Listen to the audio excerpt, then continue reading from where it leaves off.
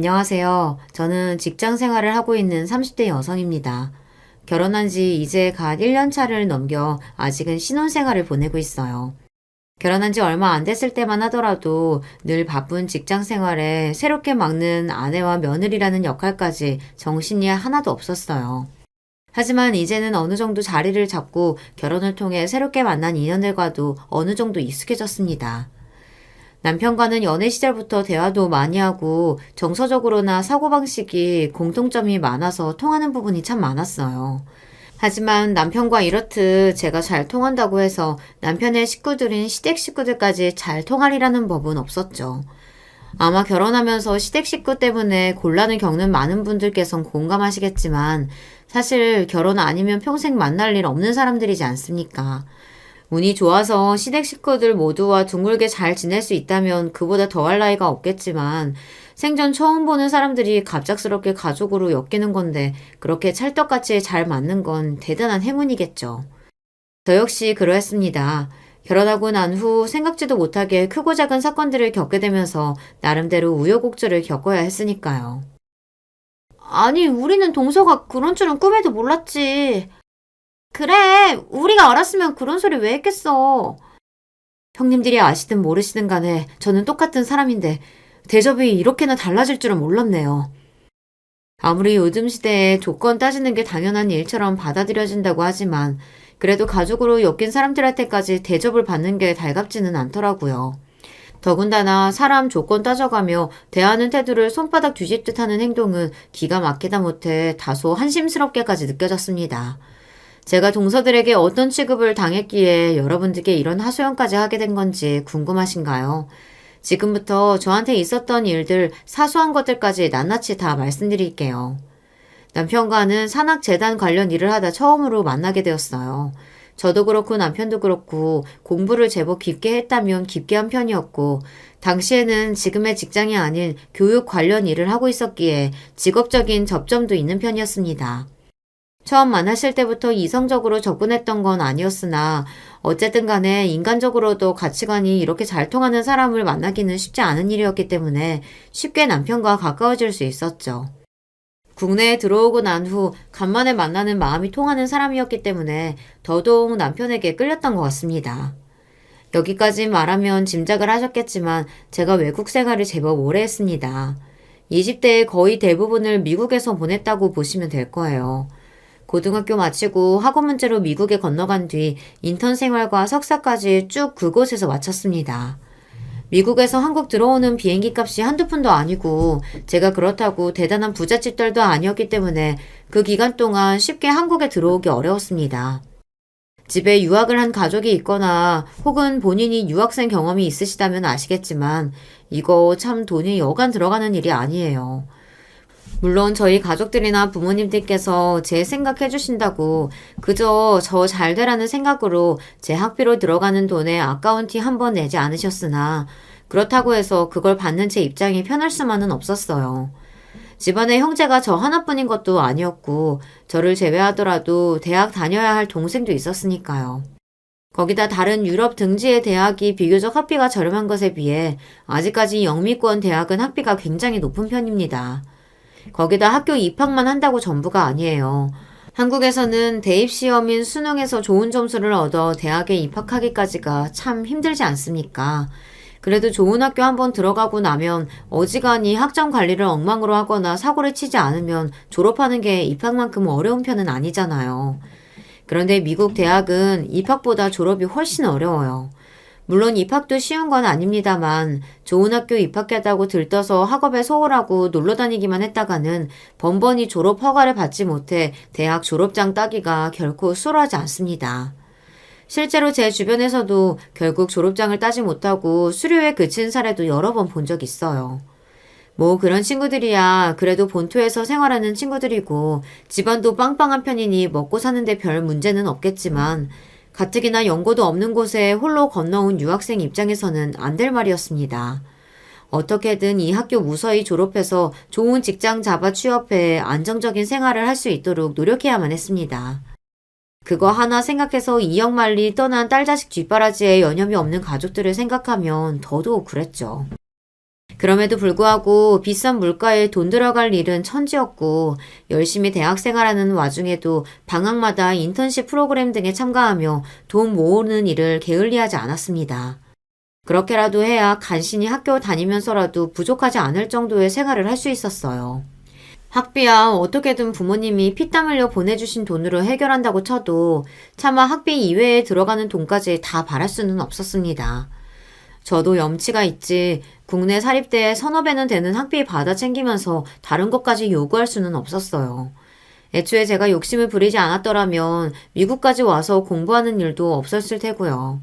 비록 비교적 편하게 대학 생활하는 다른 친구들을 보면 부러운 마음이 올라오는 것까지는 어쩔 수 없었으나 아무리 어린날의 선택이었다 한들 제 스스로의 선택에 대한 책임을 저도 어느 정도는 져야 한다고 생각했으니까요. 그래도 일과 학업을 병행해가며 그 누구에게도 부끄럽지 않을 정도로 열심히 살았던 탓에 무난하게 졸업에 성공할 수 있었어요. 중간중간 방학에 인턴십 다녔던 회사들에도 제가 좋은 인상을 줬던 건지 졸업 학기에 스카우트 제의도 여러 받았습니다. 그 중에서 가장 좋은 조건을 제시해준 회사에 졸업과 동시에 입사를 하게 되었기에 제 미국 생활은 생각보다 더 길어지게 되었습니다. 이왕 외국에서 학교 나온 김에 현지에서의 경력을 쌓아두면 나중에 한국에 귀국해서라도 좋은 스펙이 될 수 있을 거라는 생각에서였습니다. 그러다 보니 저의 귀국은 차일피일 미뤄지고 있었어요. 물론 저 나름대로는 이곳에서 열심히 생활해서 어느 정도 삶의 기틀을 마련하고 자리를 잡았다고 생각했지만 애초에 대학을 졸업하면 좋은 일자리 잡아 귀국하고 싶었던 게 제 마음이었어요. 직접 경험해본 유학생활이나 미국에서의 삶이 만족스럽지 않은 것은 아니었지만 처음부터 돌아갈 곳은 한국이라고 생각하고 있다 보니 이렇듯 점점 한국으로 돌아가는 일이 요원해지는 것이 조금 힘들게 느껴지더라고요. 더군다나 제가 대학 생활이라도 좀 널널하게 하며 주위에 정 붙일 만한 사람들도 많이 만들고 그랬다면 또 모르겠으나 대학 생활 내내 그리 치열하게 공부하고 일하느라 몇몇 가까운 동기 한국 유학생들 말고는 마음속 깊이 가까워진 친구가 그리 많지 않은 편이었습니다. 애초에 한국 유학생이라는 사람들도 저와는 사회적 배경이 다른 경우가 대부분이었고 그렇다고 제가 그런 상황을 파악하고 인맥 만들겠다고 들기엔 그 정도의 뛰어난 사회성을 갖춘 사람은 또 아니었고요. 물론 성격이 둥글둥글하고 조용한 편이다 보니 학교 다니는 내내 다른 사람들과 크게 잡음 일으키지 않으며 두루두루 잘 지내긴 했습니다만 완전히 마음을 열 정도로 사람을 깊이 사귀기는 쉽지 않았습니다. 몇 안 되는 가까운 친구들도 이런 제 성격을 너그럽게 이해해주고 처음부터 제게 먼저 다가와준 친구들이었어요. 그 고마운 친구들 덕분에 외국 생활에 어려움을 겪을 때마다 많은 마음의 위로를 받았습니다. 하지만 제 마음속 뿌리 깊이 내려앉은 외로움까지 달래주기란 어려운 일이었겠죠. 미국에서의 생활이 길어질수록 그리고 내가 이곳에서 이방인이라는 사실을 실감하면 실감할수록 한국에 두고 온 가족들이 무척이나 그리웠습니다. 어쩌다 집안에 큰 행사가 생겨서 몇 년에 한 번 정도 짧게 한국에 들어갔던 것을 빼면 그리 그리운 마음에도 만날 수 없는 가족들이었어요. 제가 20살 넘어 30 가까이 되어 한국에 귀국할 때까지 한국에 머무른 시간을 다 합쳐봤자 채 한 달이 되지 않을 거예요. 고국과 가족에 대한 갈증이 커질 수밖에 없었죠. 하지만 그렇다고 해서 쉽사리 한국행을 결정할 수는 없었습니다. 제가 이곳에서 대학을 나와 자리를 잡은 것은 저의 노력 덕분이기도 하지만 저희 집 형편에 버거울 정도의 학비임에도 불구하고 끝내 딸자식의 날개를 꺾지 않기 위해 묵묵히 지원해주신 부모님과 가족들의 덕이기도 했습니다. 저 졸업시키겠다고 온 가족이 그렇게 고생을 했는데 적어도 부모님 보시기에 남 부끄럽지 않은 누가 봐도 자랑할 만한 안정적이고 탄탄한 직장을 잡지 않는 이상 경솔하게 한국행을 결정하지 않으리라 다짐하고 있었으니까요. 사실 저희 학교가 이름값이 제법 있다 보니 국내에서 취업 자체가 힘든 건 아니었습니다. 물론 회사마다 요구하는 바가 다르고 스펙이 높을수록 일자리가 많지는 않은 편이다 보니 자리가 한정적이긴 했지만 어찌되었든 들어가는 것 자체는 그렇게 힘든 편이 아니었어요. 문제는 취업하고 난 후 얼마나 버틸 수 있느냐 하는 거였죠. 먼저 귀국한 친구들 중에서 제법 괜찮은 자리에 취업한 경우가 더러 있었습니다. 하지만 그중 절반 이상이 채 2년도 채우지 못하고 이직을 준비하더군요. 업무 자체의 어려움은 둘째 치더라도 입사 후에 주변의 견제가 만만치 않았다고 합니다. 아무리 요새 블라인드 심사니 뭐니 해서 학연, 지연, 혈연 고려하지 않고 인재를 채용하려고 노력한다고는 하지만 그래도 기업 문화라는 게 그렇지 않습니까? 결국은 서로 엮인 인원들끼리 밀어주고 끌어주고 해가며 자리를 채우는 경우가 많은데 그런 사람들 입장에서 보기에 자기들하고 아무 연고도 없으면서 갑자기 외국에 있다가 튀어나온 저희 같은 사람들을 보는 시선이 그리 곱지 않았겠죠. 정정당당하게 따질 거 다 따져서 입사했음에도 불구하고 그런 따가운 눈총을 받지 않기가 어려웠습니다. 자기들 입장에서는 당연히 자기들 자리가 될 줄 알았던 걸 저희 같은 유학생 출신들이 체각이라도 한 것처럼 텃세를 부리는 경우도 심심치 않다고 들었어요. 원래 일이 힘든 건 견딘다고 해도 사람이 힘든 걸 못 견뎌서 회사 그만두는 경우가 많지 않습니까? 뭐 저희도 마찬가지였던 거죠. 저희 딴에는 잘못한 거 하나 없이 저희 인생 열심히 살아서 정정당당하게 들어갔는데 그리 사람이 못 견딜 정도로 몰아세우니 억울하고 괘씸하다는 생각을 지우기 어려웠고요. 내 보기에는 나보다 훨씬 못하는 인간들이 국내에서 줄 좀 잡았다는 이유로 나와 같은 혹은 나보다 더 좋은 대우를 받는 꼴을 못 보는 게 속이 부글부글 끓기도 했겠죠. 하여튼 이러저러한 이유로 국내에 돌아가더라도 한 직장에 진득하니 오래 머무르기가 쉽지 않은 것 같더라고요. 이런 이야기를 여러 번 접하다 보니 한국행을 결심하기가 더더욱 어려워졌습니다. 확실한 자리가 아니고서야 섣불리 움직일 일이 아니라고 생각했죠. 그렇게 한 해, 두 해 지내던 것이 거의 30이 될 때까지 미국 땅에서 벗어날 수 없었던 겁니다. 대학 생활까지 합치면 벌써 10년 가까이 국내에 들어가지 못하고 있었어요. 학교 다닐 때도 그랬지만 가족 하나 없는 곳에서 그 치열한 직장 생활하면서 심신은 날이 가도록 달아갔습니다. 물론 어디든 밥 벌어먹고 살기 쉽지 않습니다만 미국에서는 한국만큼도 노동자의 권리가 보장되어 있지 않은 편이에요. 철저하게 성과주의로 돌아가기 때문에 얼마 전까지 높은 급여를 받던 사람도 한번 삐끗하면 한국보다 훨씬 쉽게 해고되는 경우도 많았습니다. 그야말로 무한 경쟁 사회였어요. 애초에 타고난 성격 자체가 경쟁에 그리 맞지 않은 편이었던 저에게는 더더욱 견디기 힘든 상황이었습니다. 다들 그렇게 사니까 그런 줄 알고 산 거지. 안 그랬으면 얼마 버티지 못하고 나가 떨어졌을 거예요. 그렇게 삭막한 생활에 건조해져 가고 있을 즈음 오랜만에 한국 측에서 들어온 스카우트 제의는 제게 있어 반가운 일일 수밖에 없었습니다.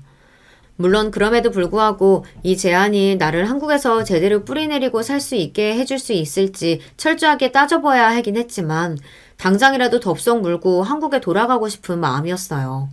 그 정도로 한계까지 내몰려 있는 상황이었거든요. 경쟁사회에서 밀려나지 않으려고 밤낮 없이 노력한 탓에 어느 정도 돈은 모을 수 있었으나 돈을 모아봤자 쓸 시간조차 없었습니다.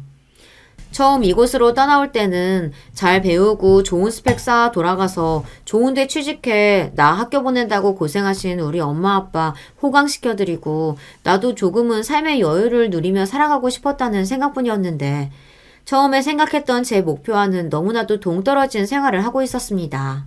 다행히도 제게 스카우트 제의를 해주신 제 한국에서의 첫 직장의 복리후생이 제법 괜찮았습니다.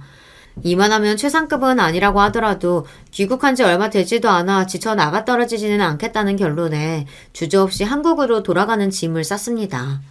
그래도 근 10여 년을 생활한 미국이었는데 한국으로 돌아간다고 생각하니 크게 아쉬움도 남지 않더라고요.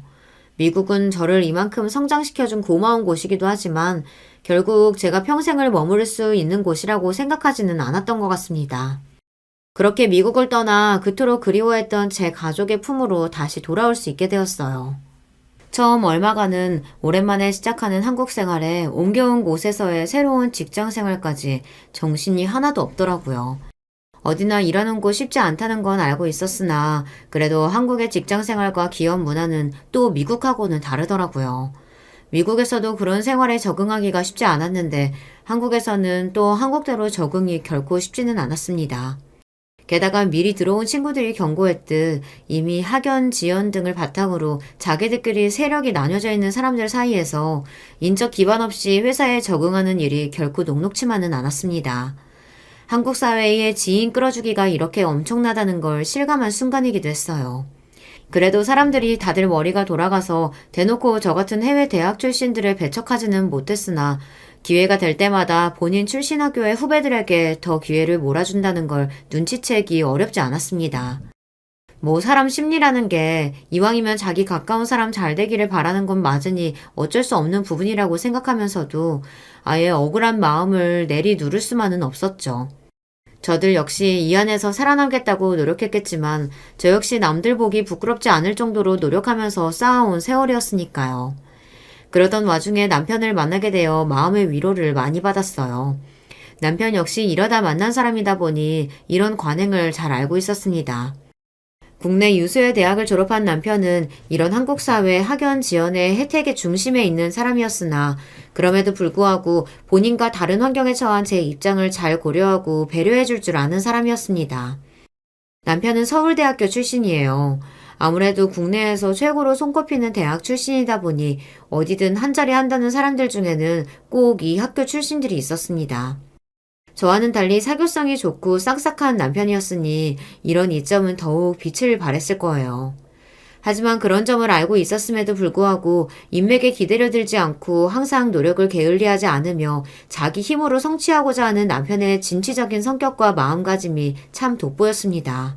그런 남편 곁에서 새로이 시작하는 한국 사회생활에 대한 불안감을 잠재울 수 있었어요. 아마 남편이 없었더라면 한국에 들어와서 적응하는데 훨씬 오랜 시간이 들었을 겁니다. 어쩌면 타국인 미국에서 받았던 것보다 더한 상처를 받을 수도 있었겠죠. 그걸 생각하면 지금도 남편한테는 참 고마운 마음입니다. 오랜 외국 생활로 지친 딸자식에게 저리 위안을 가져다주고 짝싹한 성격으로 당신들에게까지 정겹게 거는 남편을 저희 부모님과 친정 식구들 역시 많이 좋아했어요. 저희 식구들과도 가족처럼 어울리는 남편과 결혼을 결심한 건 어찌 보면 당연한 일이었던 것 같아요.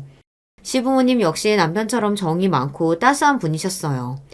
남편은 아들만 셋인 집 막내예요. 시부모님께서는 아들 셋을 다 서울대에 보내신 분들이셨습니다. 그 들어가기 어렵다는 서울대를 아들 셋을 모두 들여보냈으니 주변 사람들의 부러움을 한몸에 받는 분들이셨죠. 일평생을 도대체 자식들 교육을 어떻게 시켰길래 아들 셋을 다 서울대에 보낼 수 있었냐며 비결 좀 알려달라고 성화를 부리는 사람들 때문에 시달리기도 어지간히 시달리신 게 아니셨습니다. 제가 처음 한국에 들어왔을 때 제 출신 학교 때문에 주변에서 말들이 많았거든요. 저에 대해 제대로 알지도 못하고 대화 한번 해본 적도 없으면서 제가 별 노력도 없이 학벌로 쉽게 자리를 따낸 것처럼 뒤에서 안 좋은 소리를 하고 다니는 사람들도 제법 있었습니다. 뭐 그런 게 사내 정치라고 하면 아예 이해 못할 것도 아닙니다만 제 입장에서는 억울한 소리 아니겠습니까? 저 나름대로는 10여 년이 다 돼가도록 타지에서 외롭게 생활하면서 힘겹게 제 커리어를 쌓아 올렸는데 고작 학벌로 쉽게 사는 사람을 취급당했으니 말이에요. 참 희한한 게 제 출신 학교를 들으면 사람들이 저희 집 사정도 모르면서 당연히 저희 집이 부유할 거라고들 생각하시더라고요. 물론 비율로 따지면 주변에 같은 대학 출신 중에 그런 환경에서 자란 사람들이 많기는 했습니다만 그렇다고 저도 그런 집 출신인 건 아니니까요. 그리고 그렇다 한들 그런 친구들도 졸업한다고 매일같이 날밤을 새가며 잠 줄이고 공부에 매달려야만 했죠.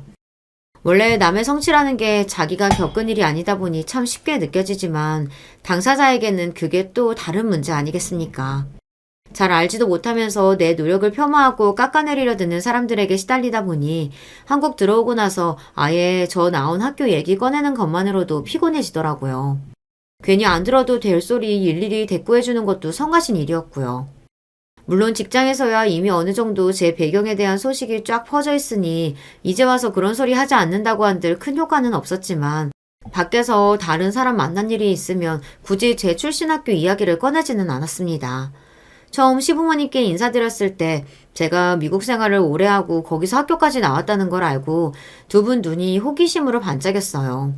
하지만 이내 제가 귀국한 뒤에 이러한 문제들로 속을 끓였다는 말씀을 드리자 두 분 역시 깊은 공감의 뜻을 비치셨습니다. 내가 주아 씨가 무슨 뜻으로 말하는지는 잘 알겠어요.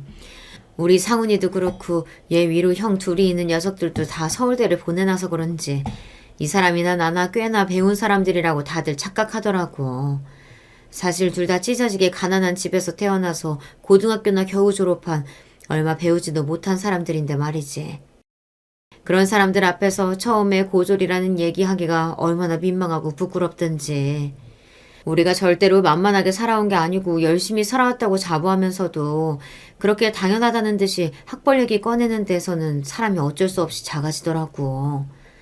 좋은 학교 간 것도 저들이 알아서 해준 덕에 그런 거지. 우리야 그저 하루하루 열심히 살면서 성실하게 지낸 것밖에 달리 한 것도 없거든. 시부모님 두 분은 장사로 집안을 일으키신 분들이셨습니다.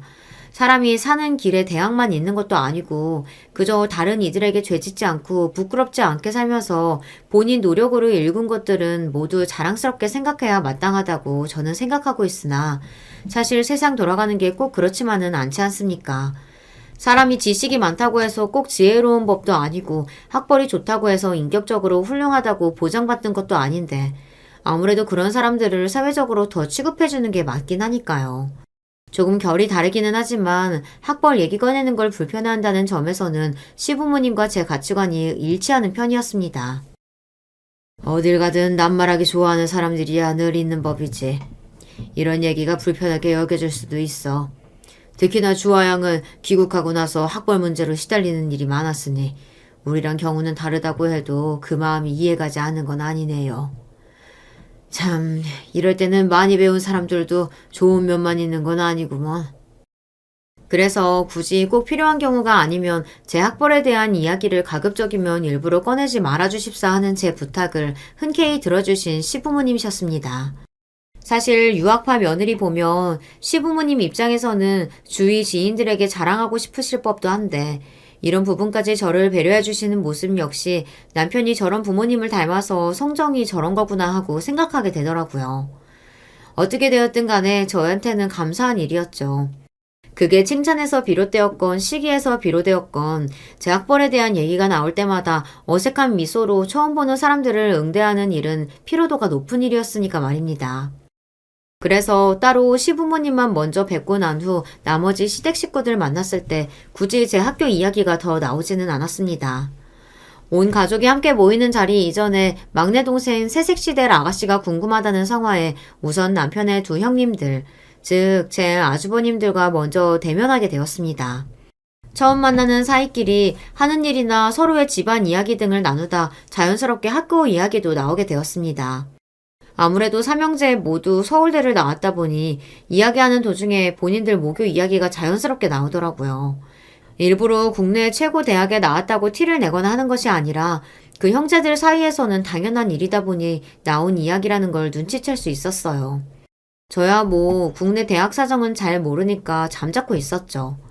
학교 얘기에 제가 조용해진 걸 눈치챈 큰 아주버님께서 아차 싶었는지 제게 사과의 말씀을 전하셨습니다.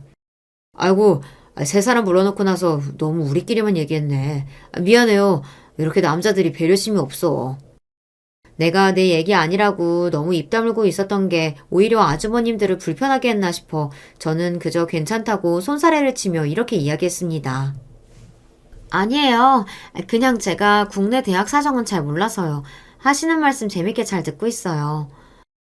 제 말을 어떻게 받아들이셨는진 몰라도 그게 제게 그리 편치 않은 주제라고 생각하셨는지 금세 화제를 바꾼 아주버님들이었습니다.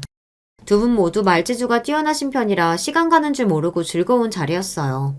남편 형제 되는 분들 처음 만난 자리라고 다소 긴장을 하고 있었는데 일이 편안하게 만들어주시는 걸 보면 앞으로 결혼해서도 잘 지낼 수 있을 것 같아 한시름 놓였습니다. 두 분은 벌써 결혼해서 가정을 꾸리고 계셨어요. 큰형님이야 남편과는 나이 터울이 조금 있는 편이라 결혼해서 초등학생 아들을 두고 계셨고 작은형님은 나이에 비해서 조금 일찍 결혼하신 편이라서 큰형님네와 동갑인 딸아이를 키우고 계셨습니다. 다음에 우리 처랑 아이들도 다 같이 한번 봅시다. 우리 가족 된 거 정말 환영해요. 네, 감사해요. 아직 형님 되실 손윗동서 두 분은 만나뵙지 못했지만 남편 되시는 분들이 절이 싹싹하고 밝으신데 형님 되실 분들과도 잘 지낼 수 있지 않을까 하고 기대가 되었습니다. 그래서 처음 만났을 때 생각보다 대면대면한 손윗동서들 태도가 조금 당황스럽게 느껴졌어요. 물론 그 자리에 저 혼자만 낯선 사람인 입장이다 보니 제가 그걸 더 예민하게 알아차렸을지는 모르겠지만 식사 내내 저와 다른 식구들이 하는 이야기를 그저 듣기만 하고 묵묵히 밥만 먹는 모습에 저도 모르게 좀 뻘쭘해지더라고요.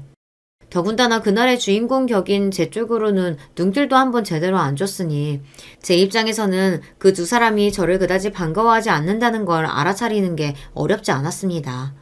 형님들이 제게 왜 그런 태도를 보였는지 그 이유를 알게 된 것은 결혼 이후였어요. 결혼 전까지는 사실 형님들과 크게 마주칠 일이 없었고 남편이나 저나 둘 다 직장 생활하면서 결혼 준비까지 하느라 워낙 바빴기 때문에 시간 빼기가 더더욱 어려웠습니다.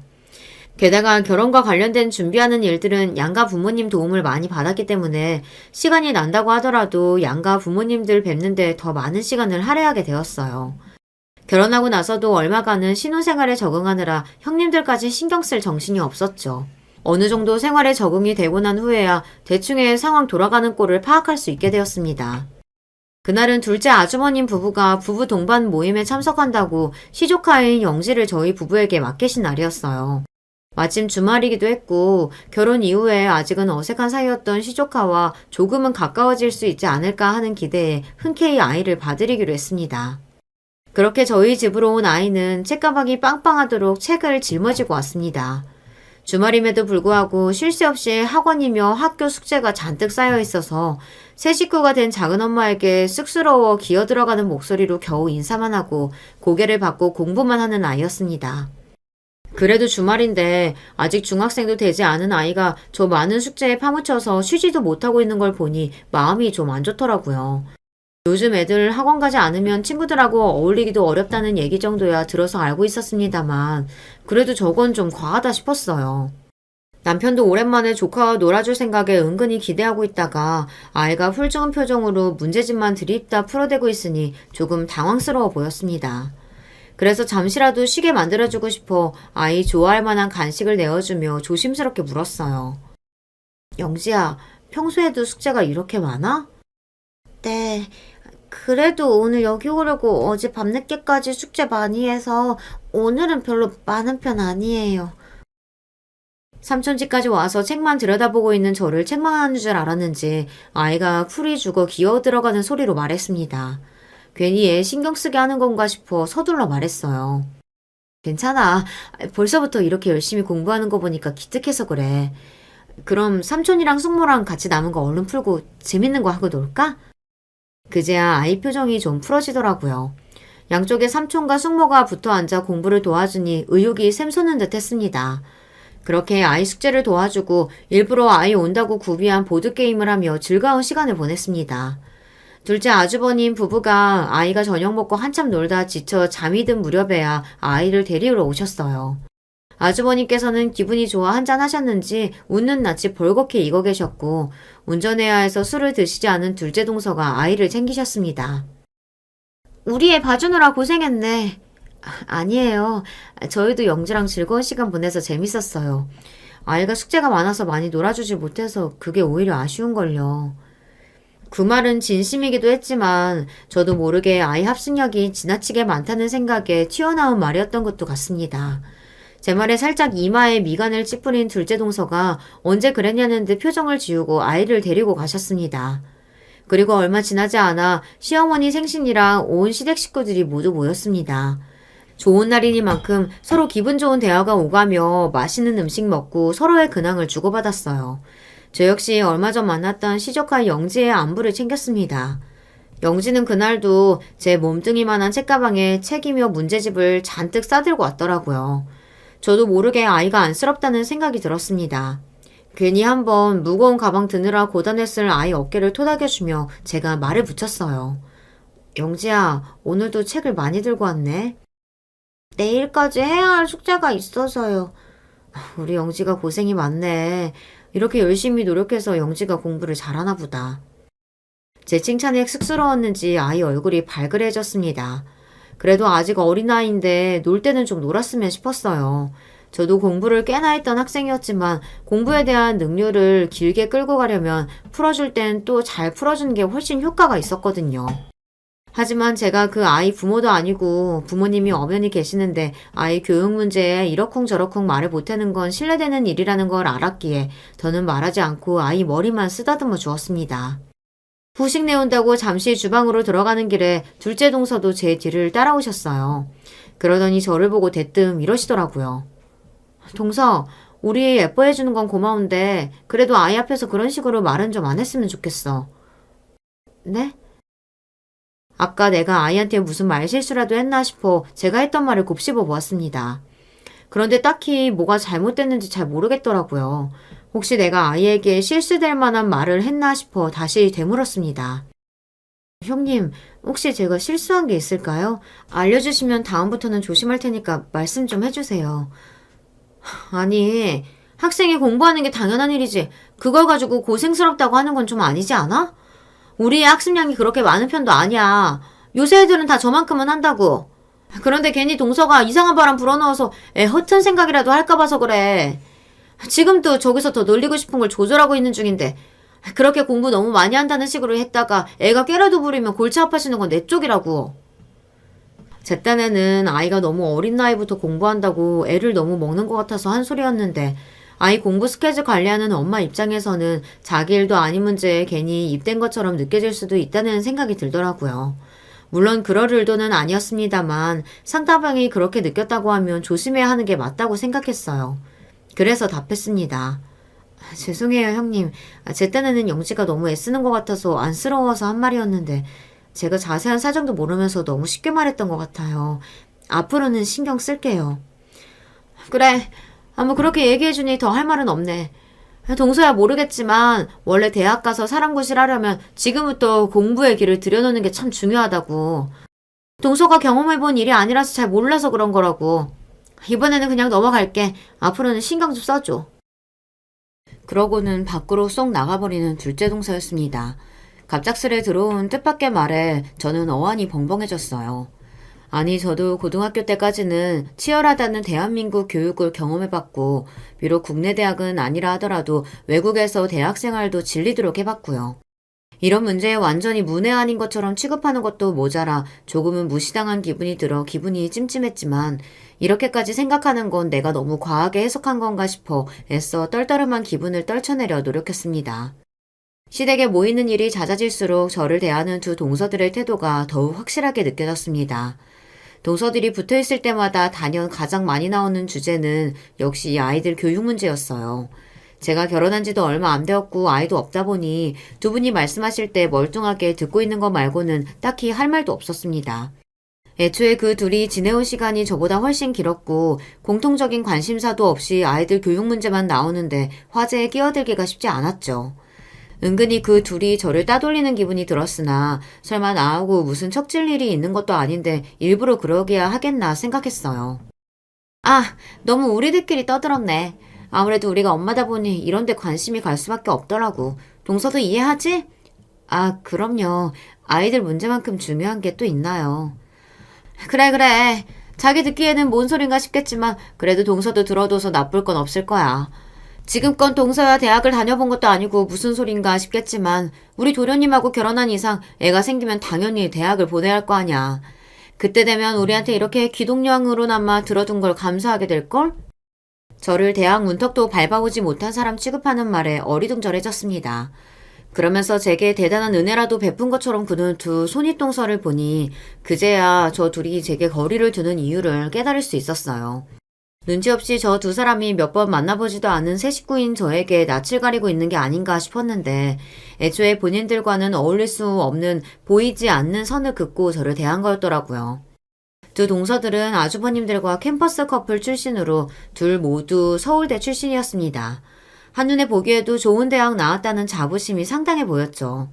도대체 저 두 사람이 어쩌다 저를 대학은 구경도 해보지 못한 고졸 출신이라고 오해하고 있는지는 둘째 치더라도 대학 안 나왔다고 생각한 것만으로 사람을 이렇게 은근히 무시하고 깔보다니 실망스러움을 감추기 어려웠습니다. 집으로 돌아오는 길에 남편에게 대충 그날에 있었던 일을 설명했더니 남편 표정도 황당하게 짝이 없더라고요. 그런 남편에게 제가 말했습니다. 아무래도 아주버님들 처음 뵀을 때 내가 국내 대학 사정 잘 모른다고 한 걸 대학 안 나와서 그렇다고 착각하신 것 같아.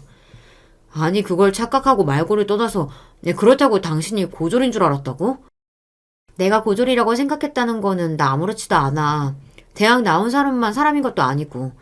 당장 어머님 아버님도 대학 안 나오셔도 저렇게 자식 셋 훌륭하게 키워내시고 번듯하게 지내시는데 그게 뭐가 그렇게 중요하겠어. 내가 황당한 건 내가 대학 안 나온 줄 알고 고졸 출신인 줄 아니까 꼭 사람을 자기들 밑으로 보고 행동하는 게 어이가 없어서 하는 소리야. 아휴, 형수님들 애들한테 벌써부터 너 제대로 안 하면 좋은 대학 못 간다고 닥달하시는 거 보고 조금 과하신 거 아닌가 싶었더니 당신한테까지 그런 식으로 구셨단 말이야. 남편 역시 제 형수님들에 대한 실망감이 뚜렷해 보였습니다. 제가 동서들에게 그런 취급을 받은 걸 저보다 더 기분 나빠하는 남편이었어요. 다음에 형수님들 뵈면 내가 똑바로 해명할게. 나 참 어이가 없어서. 당신 어느 대학 나왔는지 알면 두 분 표정이 아주 볼만할 거야. 됐어. 그거 보고 나 대하는 태도 변하면 그건 그거대로 또 기분 나빠. 어차피 나 학교 나온 걸로 이래저래 말 나오는 거 별로 달갑지도 않고 그 두 분이 오해하신다고 해서 내가 진짜 고졸이 되는 것도 아닌데 뭐. 이미 실망스러워서 그런지 해명을 할 생각도 들지 않는 저였습니다. 그리고 해명이라는 말도 참 웃기지 않나요? 자기들 임의대로 해석해서 멋대로 받아들인 사실만 가지고 그럴 일도 아닌 걸 가지고 사람을 이리 대해놓고 사실대로 얘기한들 무슨 소용이 있을까 싶었습니다. 어차피 그런 마음가짐으로 앞으로 잘해준다면 내가 진심으로 마음에 들어서 하는 행동도 아닌데 그런 식으로 아무 일 없었다는 듯 잘 지내는 것도 찜찜한 기분이었고요. 그렇게 말하는 저를 보고 남편 표정이 염려스러웠으나 괜한 말할 거 없다고 다시 한번 남편에게 당부하고는 저도 그렇게 넘어가기로 작정했어요. 하지만 신경 쓰지 않으려고 했던 생각에도 불구하고 제 앞에서 두 분의 학벌 타령은 점점 더해져만 갔습니다. 동서, 지금 와서 좀 늦기는 했지만 그래도 도련님도 서울대 출신인데 지금이라도 사이버 대학이라도 들어가는 거 어때? 그래. 나중에 애 낳아봐. 아빠는 서울대 나왔는데 엄마는 대학 문턱도 못 밟아봤다 그러면 애가 얼마나 창피하겠어? 다 동서 생각해서 하는 소리야. 인생 성패들 말 가볍게 듣지 말고. 배울 거 하나 없는 사람이 인생 선배를 자처하는 게 기가 찼습니다. 처음에는 눈치라도 좀 보다 점점 다른 식구들 있는 앞에서까지 말을 못 가리는 동서들이었습니다. 입이 방정인 제 아내 대신 아주버님들 사과를 받는 일도 잦았죠. 재수씨, 내가 미안해요. 내가 그렇게 단속을 하는데도 점점 더 말을 가루할 줄도 모르고. 내가 정말 재수씨랑 우리 상훈이 볼 면목이 없어. 아주버님들이 먼저 제안해주신 동서들과의 미국 여행을 마지못해 받아들인 것 역시 동서들 때문이 아니라 아주버님들 때문이었습니다. 내가 성과급 명목으로 미국 여행 상품권을 받았는데 요새 업무가 하도 바빠서 시간 빼기가 어렵더라고. 가서 구경도 잘하고 콧바람도 좀 쐬고 하면서 기분 좀 풀고 와요, 재수씨. 미국 여행에 한두 푼 드는 것도 아니고 제게 미안한 마음에 어떻게든 동서들 간의 사이를 풀어보려고 저리 애쓰시는데 거절하기도 참 그렇더라고요. 이미 제 형수들하는 태도에 성이 날 대로 난 남편은 그마저도 곱깝지 않게 봤지만요. 당신 괜히 형들 때문에 억지로 괜히 참아줄 필요 없어. 나중에 뒷수습 내가 다 해줄 테니까 너 어떤 소리 하거든 봐주지 말고 할 말 시원하게 다 해. 알았지? 남편까지 저리 든든하게 지원을 해주는데 까짓거 못 갈 것도 없겠다 싶었습니다. 그렇게 여행날이 되었어요. 저들 둘이서 뭐가 그리 신나는지 깨르륵 웃으며 붙어가는 동서들 뒤를 따라 터덜터덜 걸어갔습니다. 미국으로 들어가는 출입국 심사대 앞에서 대놓고 들으란 식으로 저를 조롱하는 동서들이었어요. 저 앞에서 통과는 제대로 할 수 있을까? 미국은 출입국 심사도 쉽지 않은데 영어 못해서 붙잡히면 얼마나 창피한 일이야. 설마 아무리 배운 게 없어도 그 정도 공부야 해왔겠죠. 혹시나 했는데 역시나였습니다. 무난하게 출입국 심사대를 통과한 저를 보고 의외라는 듯한 동서들 표정을 빤히 쳐다보았어요. 이대로 제가 여기서 망신이라도 당하고 붙잡혔으면 저를 기다리지도 않고 저들끼리 가버리고도 남을 인간들이었어요. 공항 입구를 나서자마자 동서들이 하는 소리는 더더욱 가관이었습니다. 그래도 어떻게 이미그레이션은 통과했네. 나는 저기서 동서 잡힐까봐 어찌나 걱정이었는지 몰라. 동서, 고졸이라서 영어 못하지? 대꾸할 가치도 없어 가만히 있는 저를 보고 둘째 동서가 이죽거렸습니다. 지금 손윗동서가 말씀하시는데 태도가 그게 뭐야? 여기가 한국인 줄 알아? 동서, 영어 한마디 제대로 하지도 못하면서 여기서 우리가 떨고 가면 어쩌려고 이딴 식으로 굴어? 똑바로 해. 제대로 안 하면 여기다 그냥 확 버리고 간다. 듣자 하니 정말이지 더는 못 들어주겠더라고요. 미리 예약한 우버가 도착하자마자 그것들 뒤도 안 돌아보고 앞자리에 턱 올라타서는 유창한 영어로 운전자에게 목적지를 내질러 버렸습니다. 거침없는 제 행동에 다소 당황한 동서들이 우물쭈물거리다 자기들 트렁크를 넣고는 영문을 모르고 뒷자리에 올라탔어요. 동서, 도대체 뭐라고 한 거야? 지금 어디 가는 거야? 입 다물고 있어요. 미국 와본 적도 없다면서 내가 떨구고 가면 어쩌려고. 한껏 비아냥거리는 제 말에 황당함을 감추지 못하는 동서들이었어요. 제가 얌전하게 대해줄 때는 끝을 모르고 기어오르더니 말 한번 싸하게 내뱉었다고 당황함을 감추지 못하는 꼴을 보자 역시 별것도 아닌 것들이 사람 봐가며 발 뻗는다 싶더라고요. 그렇게 차는 이윽고 목적지에 도착했습니다. 여긴 왜 왔어? 우리 호텔은 어쩌고? 아니, 여기 아무나 들어갈 수 있는 거야? 촌스럽기 짝이 없는 태도로 쭈뼛거리는 그것들에게 혀를 차며 제가 어깨를 활짝 펴고 소리쳤습니다. 지금 아니면 형님들 주제에는 평생 못 오지 싶어서 제가 한번 모시고 왔어요. 여기가 내 모교입니다. 네, 제가 동서들을 데리고 온 곳은 제가 졸업한 학교인 바로 하버드대였습니다. 그동안은 워낙 제 대학 생활이 쉽지 않고 또 힘든 타지 생활로 그리 아름다운 추억으로만 남아있지 않았던 곳이었으나 생각지도 못한 제 말에 턱이 빠지도록 경악한 저 한심한 두 여자 꼴을 보니 속이 다 시원해지더라고요. 내가 이 학교 나온 것을 이렇게 유치하게 자랑하게 되는 날이 올 줄은 정말 생각도 못했습니다. 하물며 그게 저것들 때문이라니 스스로도 조금 창피하다는 생각이 들었지만 제 말을 듣자마자 사색이 되어버린 저 두 여자를 보니 저 사람들 수준에는 이 정도 얕은 행동이 딱 먹혀 들어갔다는 걸 곧장 알 수 있었죠. 하버드라니 동서 고졸 아니었어? 내가 내 입으로 대학 안 나왔단 소리 한 적이 한 번이라도 있나요? 내가 진짜 고졸 같아요? 아니 말을 안 하는데 우리가 어떻게 알아? 말을 안 하면 뭐여? 설마 내가 진짜 고졸이라도 대학 안 나왔다고 사람을 그런 식으로 대하는 게 뭐 잘했다는 소리예요? 대놓고 동서들을 무시하는 제 말에 동서들의 얼굴이 시뻘겋게 달아올랐습니다. 동서들을 하찮다는 듯 쳐다보며 제가 말했어요. 뭐예요? 어른 안 쫓아오면 버리고 갈 거예요. 그렇게 그 둘을 끌고 학교 구석구석을 제 집 앞마당처럼 누비며 그 시간을 한껏 즐겼습니다. 비록 졸업생이긴 하지만 하버드 출신이라고 외부인 출입이 금지된 곳에도 들어갈 수 있더라고요. 그런 곳에는 입구에 두 동서들을 내버려두고 그냥 저 혼자 당당하게 들어갔어요. 순간 학교 다닐 적 추억들이 새록새록 떠올랐습니다. 동시에 입구에서 저를 따라 들어오지도 못하고 지나다니는 사람들 눈치만 보고 있는 두 동서꼴을 보자니 스스로 유치하다고 생각하면서도 속이 뻥 뚫리는 기분만은 어쩔 수 없었습니다. 그렇게 여행 첫날 하루를 통으로 하버드 대학교에서 보냈어요. 자존심은 자존심대로 상하고 몸은 몸대로 지친 동서들 표정이 벌레 씹은 것만도 못했습니다. 그런 동서들을 보고 제가 말했어요. 이제 그만 찢어져서 다니죠. 난 여기 지인들도 있고 만날 사람들도 많은데 굳이 같이 다닐 필요가 있어요? 아니 여기까지 데려와 놓고 우리 보고 어쩌라고. 왜? 영어 못해요? 내가 버리고 가면 혼자서 숙소도 못 찾아가요? 참나 어디서 서울대 나왔다고 하기 민망스럽네요. 금방이라도 창피해서 눈물을 터뜨릴 것 같은 표정에 좀 더 놀려주고 싶었지만 조금이라도 더 나은 내가 참자 싶었어요. 그렇게 그 둘을 남겨두고 남은 미국 여행 기간 동안 정작 미국 살면서 사느라 치여서 못 즐겨본 것들도 즐기고 좋은 구경 다 실컷 하며 한국으로 돌아왔습니다. 비행기에서 내리자마자 동서들 만행을 낱낱이 실토했기에 시댁은 그야말로 초토화가 되었습니다. 화해하라고 큰돈 들여 미국까지 보내놨더니 인간 이하의 치졸한 짓거리를 벌인 것도 모자라 하버드 출신 동서에게 망신이란 망신을 있는 대로 당한 제 마누라들을 보고 아주버님들도 기어이 화가 폭발하셨어요. 도대체 당신은 생각이 있어 없어? 이게 무슨 망신이야? 당신 수준이 이것밖에 안 되는 여자였어? 번데기 앞에서 주름 잡는 것도 정도가 있지. 그간 재수씨가 당신 하는 걸 보고 얼마나 우스웠겠어? 재수씨가 당신 미국에 안 버리고 온 것만으로도 감사히 생각해.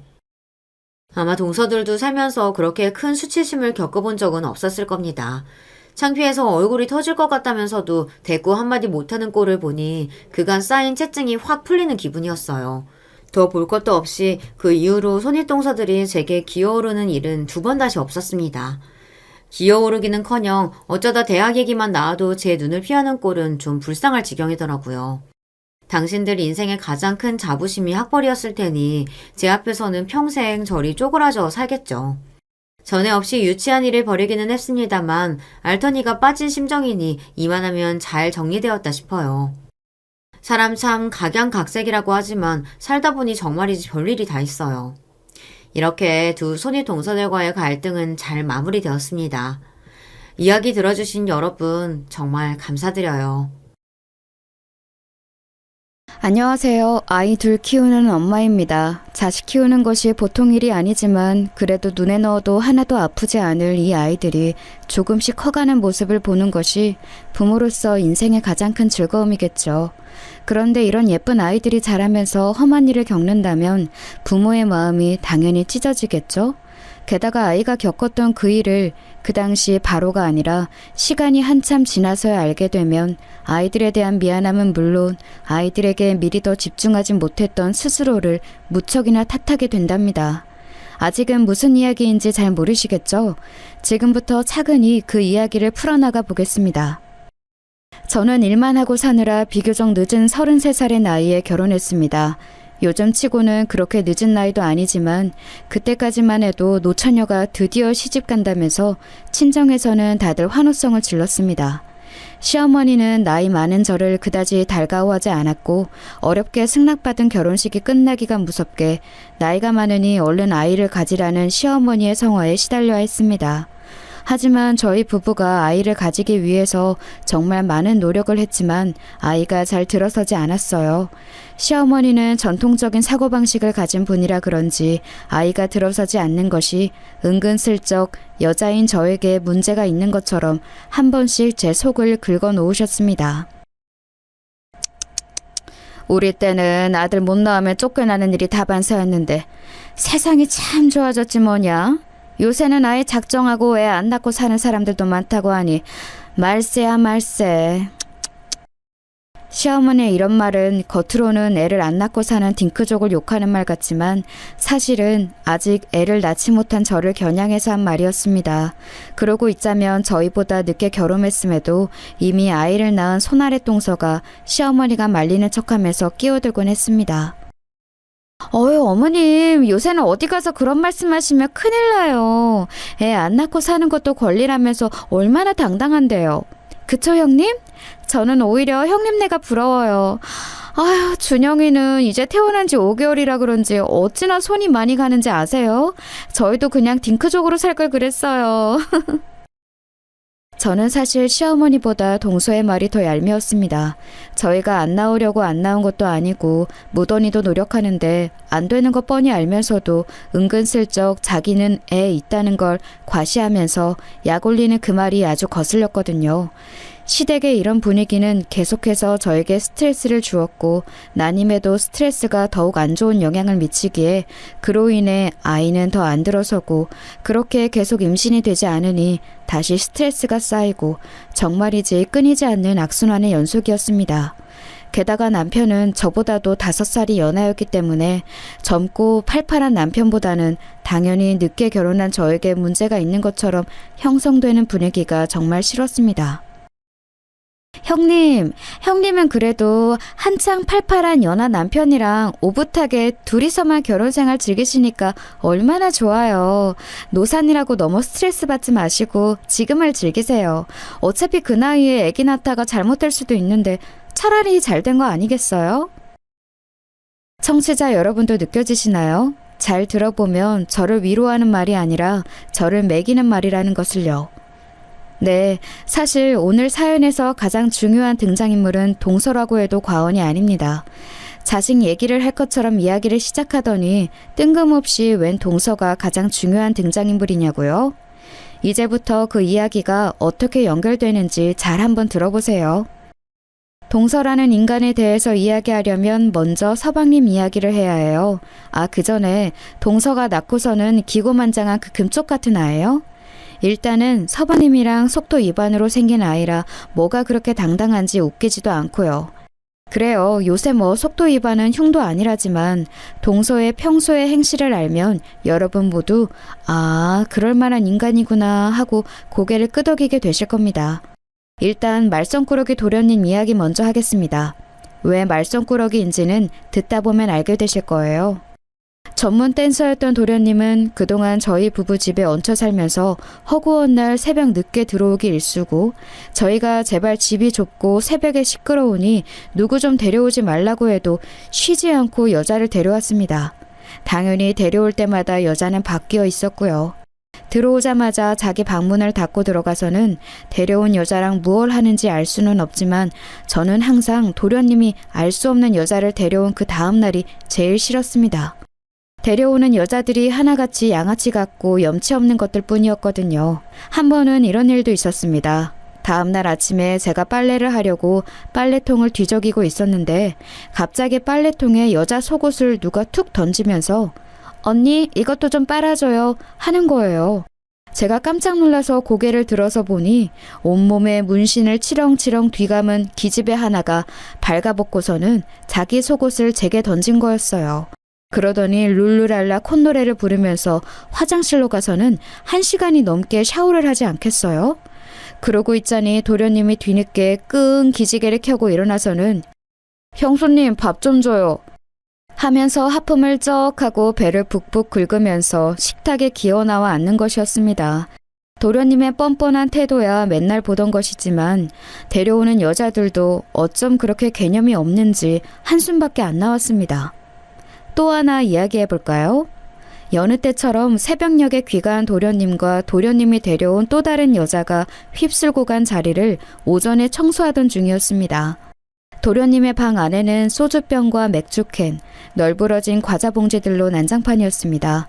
한숨 푹푹 쉬면서 그것들을 치우고 나서 다음으로 화장실을 청소하러 들어갔습니다. 변기 뚜껑이 닫혀있길래 뚜껑을 열었더니 변기 물이 거의 끝까지 차올라서 흘러넘칠 듯 찰랑거리고 있는 게 아니겠어요? 변기가 막혔구나 하고 뚜러뻥으로 열심히 눌러보았지만 좀처럼 뚫리지를 않았습니다.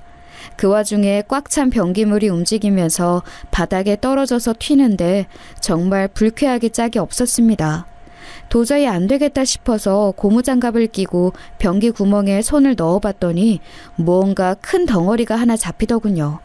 낑낑거리면서 그것을 겨우 빼고 보니 세상에 피 묻은 생리대지 뭐예요?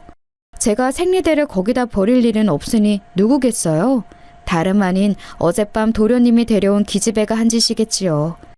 데려오는 여자들만 달랐을 뿐 그 여자들의 무례함과 도련님의 뻔뻔함은 항상 이런 식으로 비슷하게 반복되었고 주중에는 지방에서 일을 하느라 자리를 비우는 남편 때문에 도련님의 이런 행동은 통제가 되질 않았습니다.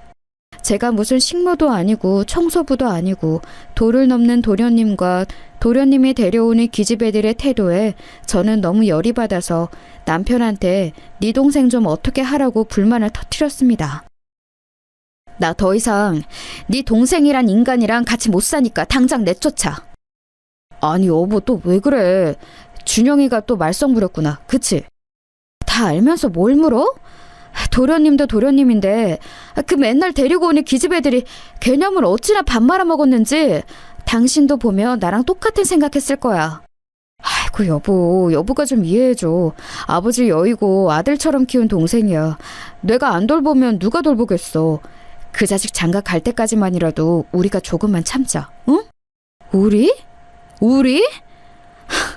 당신은 평일에 지방에 가 있으니까 결국 당신 동생 더러운 뒤치다거리는 내가 다 하잖아. 그래놓고 우리? 왜 나만 이 짐을 다 짊어져야 하는 건데? 미안해 여보. 내가 미안해.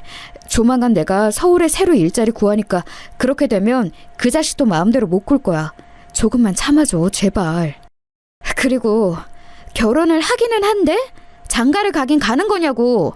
저렇게 지 맘대로 사는 인간이 결혼하는 걸 본 적이 없어 내가. 알았어.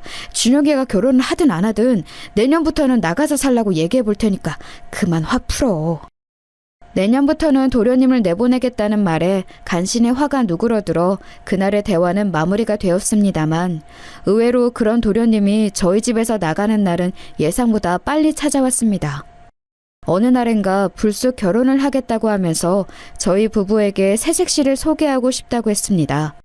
저희 부부는 모두 깜짝 놀랐습니다.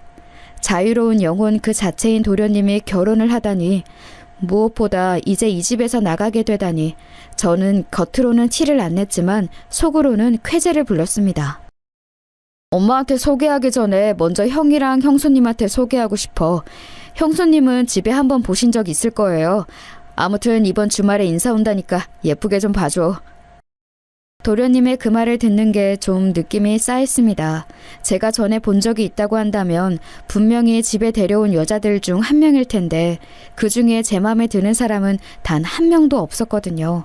그리고 제 불길한 예감을 적중을 하고야 말았습니다. 약속한 식사 장소에 저희 부부와 도련님이 먼저 도착해 있었는데 도련님의 색시될 사람이 뒤늦게 나타났습니다. 안녕하세요. 조수진이라고 해요. 어머 언니! 안녕하세요. 저희 구면이죠. 세상에나 도련님이 결혼할 사람, 그러니까 제 동서될 사람은 바로 그 발가벗은 채로 제게 자기 속옷을 빨아달라며 툭 던지던 온몸에 문신을 치렁치렁 감은 싸가지 없는 기집애였습니다. 아, 네. 안녕하세요. 그날 빨래 고마웠어요, 언니. 빨래 엄청 잘하시던데요? 앞으로도 자주 해주실 거죠? 여러분은 초면에 손윗동서에게 앞으로 빨래 자주 해달라는 부탁을 하는 사람을 보신 적이 있나요? 거짓말 같다고요? 거짓말 하나도 안 보탠 100% 실화입니다. 제가 너무 기가 막혀서 어버버하고 있으니까 도련님이 도와준 잡시고 한마디 거들었습니다. 아, 형수님, 이 사람이 애교가 참 많죠? 아닌 게 아니라 이 사람이 홀몸이 아니라서 그래요. 그러니까 이런 장난은 너그럽게 넘어가 주세요. 홀몸이 아니라고? 그러면 지금 제주씨 될 사람이 임신을 했다는 거야, 지금? 응, 형. 내가 왜 결혼을 결심했겠어. 아기 아니었으면 나는 평생 결혼 안 했을 거야. 근데 운명이란 게 있나 봐. 이렇게 수진이가 내 아기를 임신하게 될 줄 누가 알았겠어. 내가 이제 아빠가 된다고, 형. 도련님은 싱글벙글 신나서 임신 사실을 얘기했습니다. 하지만 저는 도련님의 평소 행실과 동서될 사람의 안 좋은 첫인상 때문에 두 사람의 혼전 임신이 좋게만 보이지는 않았습니다. 하지만 어쨌거나 새로운 생명의 탄생이 예견되어 있었기에 두 사람의 결혼식은 급속도로 진행되었고 그렇게 얼마 지나지 않아 아기가 태어나게 되면서 형인 저희 부부보다 동생네 부부가 먼저 아이를 가지게 되었습니다. 그리고 그것은 결혼하고서도 아기를 오랫동안 가지지 못하는 제게 큰 자격지심으로 작용하게 되었습니다. 서두에 말씀드린 것처럼 시어머니의 잔소리와 동서의 비아냥거림을 동시에 견뎌야 했으니까요. 저는 무엇보다 제가 가장 싫어하는 부류의 인간이 제가 가장 갖고 싶은 것을 가지고 있다는 사실이 너무 괴로웠습니다. 가장 싫어하는 부류의 인간이란 예의라곤 찾아볼 수 없는 누가 봐도 결혼 전에 양아치처럼 살던 동서이고 가장 갖고 싶은 것은 다름 아닌 아기였습니다. 그렇게 갖고 싶었지만 저는 못 가진 아기를 제가 가장 싫어하는 인간이 가지고서 저렇게 으스대니 제 속이 남아날 리가 없었지요. 그런데 하늘이 저의 간절함을 알았는지 여러 번의 인공수정 시도 끝에 모든 것을 포기하고 있을 무렵 정기검진차 들렀던 산부인과에서 저는 놀라운 소식을 듣게 되었습니다. 축하드립니다. 임신이에요. 쌍둥이에요. 저는 안정을 취해야 한다는 선생님의 말에도 그 길로 거의 한달음에 집으로 달려와 남편에게 이 소식을 알렸습니다. 그게 정말이야? 여보 고생했어. 정말로 고생했어. 고마워. 문자 그대로 세상 모든 것을 다 가진 것 같았습니다. 게다가 하나도 아니고 쌍둥이라니. 저는 그렇게 40이 다 된 나이에 쌍둥이 엄마가 되었습니다.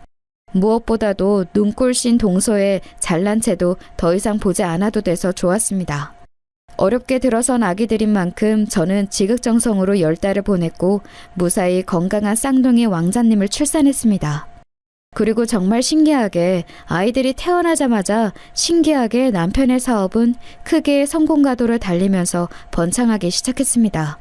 사세는 점점 확장해서 해외에까지 진출했고 남편은 이참에 본격적으로 해외에서 사업을 시작해보겠다며 저희를 모두 데리고 싱가포르로 이주를 했습니다. 듣기 싫은 시어머니 잔소리와 보기 싫은 동서를 안 보고 살아도 되니 금상첨화였습니다. 거기서 아이들이 초등학교 졸업할 때까지 살았는데 그때가 저희 가족의 황금기가 아니었나 싶습니다. 지금도 가끔은 남편과 함께 아이들을 데리고 싱가포르에서 살았던 그 시절이 너무너무 그립습니다. 영원토록 거기 살면서 호의호식하면서 살았다면 참 좋았을 텐데 안타깝게도 아이들이 초등학교를 졸업할 무렵 남편의 사업은 급격히 기울기 시작했습니다. 우후죽순으로 생겨난 경제업체들이 발빠르게 시장을 장악해 나갔고 남편은 그 와중에 무리하게 사업을 확장하던 것이 잘못되어 큰 빚을 떠안고 싱가포르에서의 사업을 정리해야 했습니다. 그렇게 귀국한 한국은 저희가 떠날 때와는 많이 달랐습니다. 눈부시게 발전을 했지만 그 안에 큰 빈부격차가 있었고 떠날 때 부의 정점에 서 있던 저희는 돌아왔을 때는 그 큰 빈부격차 속에서 이번에는 빈의 정점에 선 채 살아야 했습니다. 남편은 결국 파산 신청을 했고 신용카드 하나 제대로 못 만드는 신세가 되었습니다.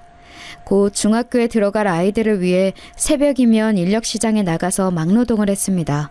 저도 결혼 전에 하던 일을 다시 하려고 알아보았으나 오랫동안 경력이 단절되어서 써주는 곳이 없었습니다. 급기야는 친언니가 하는 식당에 나가 일을 도와주며 근근히 생활비를 받아서 썼습니다. 무엇보다 아이들이 급격히 달라진 환경에 적응을 힘들어했습니다. 싱가포르에 있을 때는 넓은 집에 늘 기사 아저씨가 어딜 가도 차로 태워다 주던 환경에서 방 하나 딸린 좁은 집에서 내 식구가 살면서 가파르게 언덕진 골목길을 매일 걸어서 왔다 갔다 해야 했으니까요. 아이들이 딱 사춘기가 될 예민한 나이에 그런 환경을 제공해 줄 수밖에 없는 상황이 너무 미안했습니다. 아이들 교복 사줄 돈과 새로운 책가방 사줄 돈 정도가 수중에 있다는 사실에 감지덕지할 정도였습니다.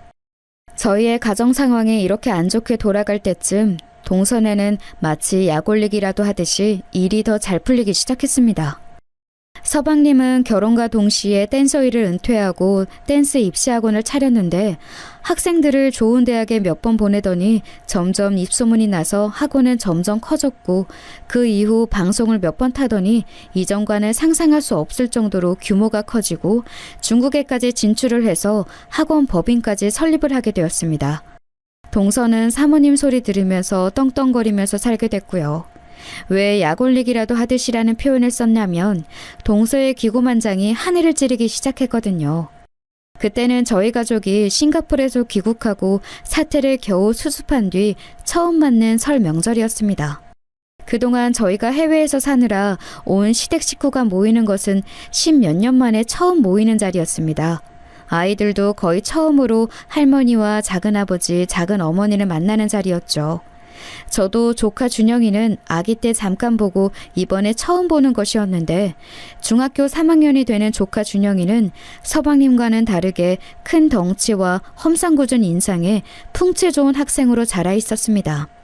오랜만에 마주한 서방님네 가족과 어색한 인사를 나누는데 시어머니가 들어오시면서 한 말씀 하셨습니다. 돈 번다고 해외 나가서 코빼기도 안 비추더니 결국에는 쫄딱 망해서 이렇게 초라하게 돌아온 게냐?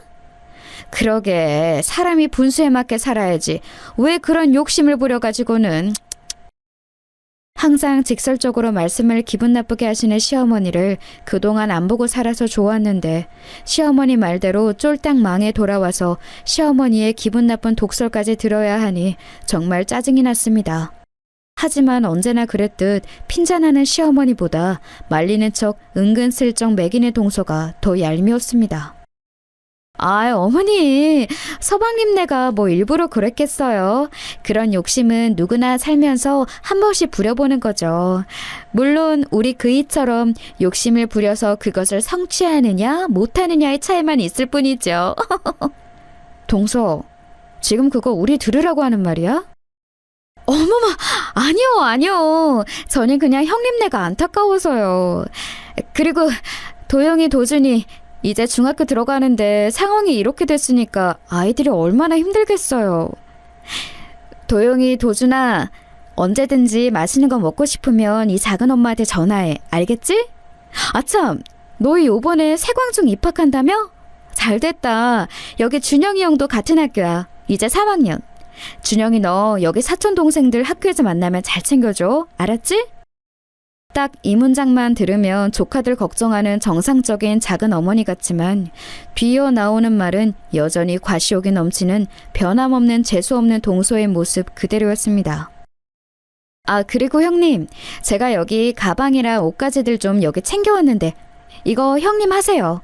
제가 정말 아끼는 것들인데 특별히 형님을 위해서 준비했다고요. 겉으로는 저를 챙겨주는 척하지만 누가 봐도 자기가 질려서 더 이상 안 들고 다니는 물건을 저에게 버리려고 가져온 것들이었습니다. 형님 이거 엄청 비싼 명품이에요. 어쩌면 평생 가도 구경도 못할 최고급 브랜드라고요. 형님네 사정 어렵다는 얘기 듣고 제가 특별히 골라온 거예요. 잘 쓰세요. 됐어 동서. 나 이런 거 들고 다닐 시간적 여유도 없어. 그러니 도로 가져가. 에이 형님, 혹시 자존심 상해서 그러시는 거 아니죠? 이런 거 받는 거 부끄러운 거 아니에요. 막말로 당근 마켓에만 팔아도 형님네 몇 달 생활비는 나올걸요? 저는 그 말에 너무 화가 나서 모두가 모인 자리에서 폭발했습니다. 뭐야? 동서 지금 우리 거지 취급하는 거야? 어머, 무슨 말씀을 그렇게 섭섭하게 하세요 형님. 참나, 도와줘도 왜 난리람? 도와줘? 도와줘? 딱 봐도 네가 쓰다가 질린 물건 나한테 버리는 거 내가 모를 줄 알아? 어머머 세상에, 어이없어. 니라뇨? 아무리 그래도 애들 앞에서 예의는 지켜주세요 형님. 아이고 그만들 하거라. 지금 시애미 앞에서 이게 무슨 짓들이냐? 시어머니가 말리지 않았더라면 아마 그날 동서랑 저는 머리끄댕이를 잡아도 시원하게 잡았을 것입니다. 그래요 어머님 아버님, 사업이 망해서 어쩔 수 없이 귀국한 것도 사실이고 저희도 지금 사정 어려워서 매 밥 한 끼 매달 생활비가 아쉬운 상황인 것도 사실이에요. 하지만 그렇다고 해도 어머님이나 동서 도움은 필요 없이 저희 힘으로 극복해 나갈 거니까 더 이상 그 부분은 말씀 안 해주셨으면 해요. 그럼 저희는 먼저 일어나겠습니다. 저는 그렇게 남편과 아이들을 데리고 먼저 자리를 박차고 나왔습니다. 문을 나서는 뒤로 시어머니가 혀를 차며 말씀하셨습니다. 맏며느리라는 것이 어쩜 저리 드세누. 어휴. 내비두세요 어머님. 형님이 지금 좀 상황이 어려운 상황이잖아요. 저 상황이면 누구라도 자격지심 생길 거예요.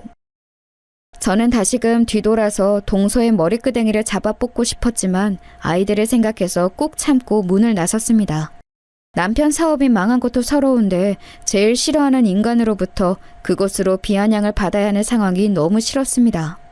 너무 열받고 자존심이 상해서 돌아오는 길에 눈물을 뚝뚝 흘렸습니다. 엄마, 왜 울어?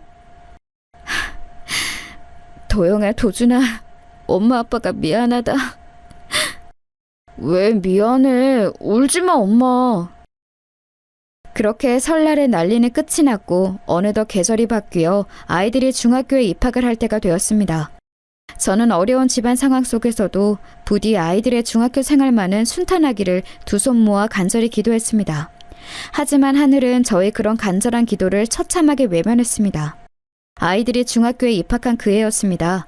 아이들은 힘든 과정 상황 속에서도 다행히 중학교에서 적응도 잘하고 친구도 잘 사귀는 것 같았습니다. 그런데 아이들이 학교가 끝나고 집으로 돌아온 어느 날, 그날따라 아이들의 낌새가 조금 이상했습니다. 쌍둥이 두 녀석이 똑같은 얼굴, 똑같은 표정으로 울상이 되어 있었습니다. 도영아, 도준아, 무슨 일 있었어? 표정이 왜 그래? 아니야, 엄마. 아무 일 없었어. 아무 일 아닌 게 아닌데 엄마한테 얘기해봐. 아무것도 아니라니까. 쌍둥이들이 한 입을 모아 아무것도 아니라며 신경질을 내고선 방으로 들어가 버리는데 아무래도 느낌이 조금 이상했습니다. 도영, 도준, 얼른 나와서 씻어. 우리 오늘 안 씻을 거야. 왜 또 쓸데없는 고집이야. 오늘 날 더우니까 빨리 나와서 씻어. 안 씻는다니까. 아휴, 이놈 새끼들 요새 말을 왜 이렇게 안 듣는지. 얼른들 안 나와. 저는 억지로라도 아이들을 끌고 화장실로 가서 씻기려고 방문을 강제로 열었습니다. 그런데 그때 두 녀석이 교복 셔츠를 벗고 있다가 제가 들어서니까 화들짝 팔뚝을 가리는 게 아니겠어요? 뭐야 너네? 뭔데 가려? 이리 와봐. 아무것도 아니야. 얼른 이리 안 와? 저는 아이들이 가린 팔뚝을 억지로 내보이게 했는데 거기에는 콩알만한 크기의 화상 자국이 있었습니다. 두 아이 다 똑같은 팔뚝 위치예요. 어머나, 너네 이거 왜 이래? 그냥 과학실에서 우리끼리 장난치다가 화상 입었어. 엄마한테 혼날까봐 일부러 얘기 안 한 거야. 아이, 내가 못 산다. 얼른 이렇게 해봐. 약 발라줄 테니까. 조심 좀 하지. 그러게 왜 과학실에서 불 가지고 장난을 쳐? 아이들은 시무룩한 표정으로 제가 약 발라주는 것을 바라보고 있었습니다. 다음부터는 조심하고 다시는 불 가지고 서로 장난치지 마. 알았지? 네. 풀이 잔뜩 죽은 채로 시무룩하게 대답하는 아이들을 보면서 저는 조금 의아했습니다. 아니, 아무리 장난을 치다 화상을 입어도 두 아이 다 똑같은 위치에 이렇게 동시에 화상을 입는다고? 저는 무언가 깨름직했지만 아이들이 그렇다고 하니 그날은 그렇게 넘어갔습니다. 그런데 며칠이 지나지 않았을 때쯤 아이들의 수상한 행동은 한 번 더 계속되었습니다. 그날도 역시 방과 후에 집에 들어와서는 저랑 얼굴도 마주치지 않고 두 아이 다 방문을 쾅 닫고 안으로 들어갔습니다. 이 녀석들, 다녀왔으면 다녀왔습니다 하고 인사를 해야지. 빨리 다시 안 나와? 아, 몰라요. 저희 그냥 내비두세요. 뭐야? 아이, 이 녀석들 정말 한번 혼날래? 저는 다시금 아이들의 방문을 다시 열었는데 아이들의 행색에 깜짝 놀랄 수밖에 없었습니다. 에그머니나, 너네 얼굴이 왜 이래? 옷은 또 왜 다 찢어졌고? 아이들의 교복은 찢어져서 만신창이가 되어 있었고 눈탱이는 밤탱이가 되고 입술은 터져 있었습니다. 이게 어떻게 된 거니? 그냥 저희끼리 싸웠어요. 별거 아니에요. 싸우긴 뭘 싸워? 너네 잘하면서 한 번도 안 싸웠잖아. 얼른 사실대로 얘기 안 해? 그게...